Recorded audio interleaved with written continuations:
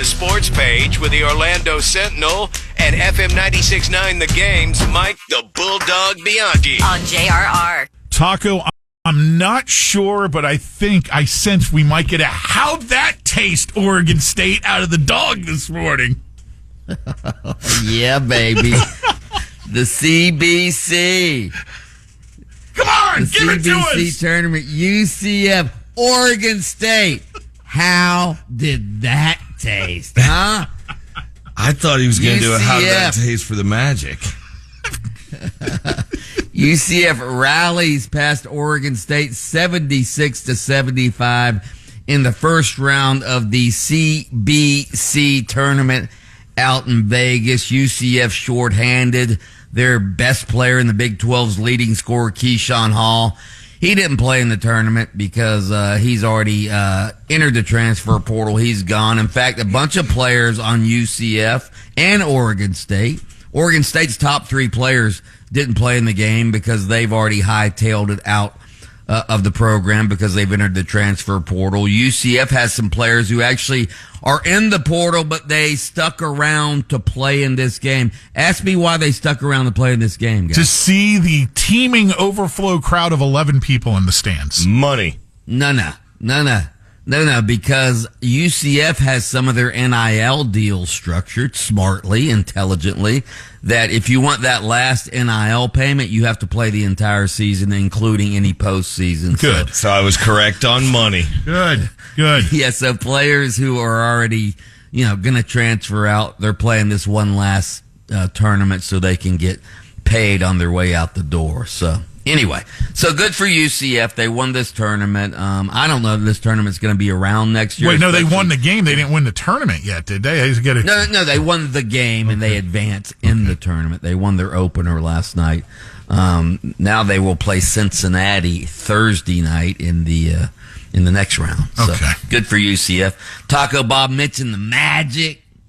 The only thing consistent about the Magic is their inconsistency. Okay, They win last night, 116-105 over San Antonio. Victor Wembanyama, of course, the San Antonio Spurs star, he's out for the season, blood clots. But man, Kentavious Caldwell-Pope, welcome to a season already in progress. In fact, the season that's almost over. KCP finally lived up to his billing when the Magic acquired him in the offseason. He hit 7 of 9 3-pointers last night, scored 23 points for the Magic. He pretty much clinched the game with back-to-back threes late in the fourth quarter. Since the All-Star break, by the way, Magic aren't playing very well at home, but they're 7-2 on the road. The Franz, and Paolo Banchero, they both scored 24 points for the Magic. Other superlatives, Banchero now has 20-plus points in 18 straight games. That's the 6th longest streak in team history. He and the Franz have now both scored 20-plus in 9 consecutive games. That set the longest streak by a Magic duo ever, and also the 2nd longest in NBA history by a duo 23 years old. Hey, Pat, tell the dog what I'm wearing today. He's got his Magic shirt on today, Bulldog. Yeah, I did not even know the score of the game. And last night when I set my clothes aside, I said, I'm wearing that Magic shirt because they're going to win tonight. And they did, by golly. They slide into 7th now, right, in the East? They're in the 7th spot now in the East. And by the and I realize we overreact to the Magic on a game-by-game basis, but here's my overreaction today. This is the Kentavious Caldwell-Pope we've been waiting for. He showed up last night at the right time with KCP. Now Cole Anthony's back. Caleb Houston has been hitting threes off the bench. Paolo and the Franz finally have some help. This is what the Magic need to make some noise in the playoffs. They need consistency, which is what you started it with. Getting consistency out of the Tampa Bay Lightning, 4th win in a row, 4-1 over the Islanders last night, doggy. Boom. How did that taste, New York? How did that taste? Hey, Tiger Woods. Yeah, go ahead. I'm surprised he did this, to be honest with you.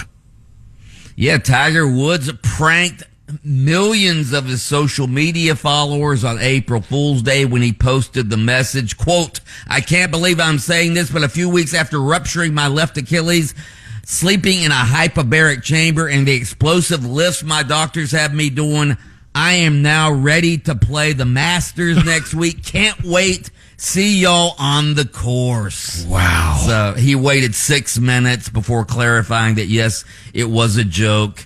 And, quote, "my Achilles is still a mess." So he was trying to prank, and he did prank his social media followers. Last week, of course, Tiger posted on social media that, quote, "love is in the air," and acknowledged that he's in a romantic relationship with Vanessa Trump, and even posted a couple of romantic photos with him and his new squeeze. And now he's pulling an April Fool's prank on social media. I have a theory. My theory is Tiger has been irrelevant on the golf course for so long now. He's bored and he misses the spotlight. I mean, yeah, he's bored with money. That can be a bad concoction, just sitting back. Hey, Bulldog, NFL owners yesterday voting for some rule changes, although they tabled the tush-push ban for now. Yeah, evidently they're going to revisit the tush-push at their May spring meetings up in Minnesota.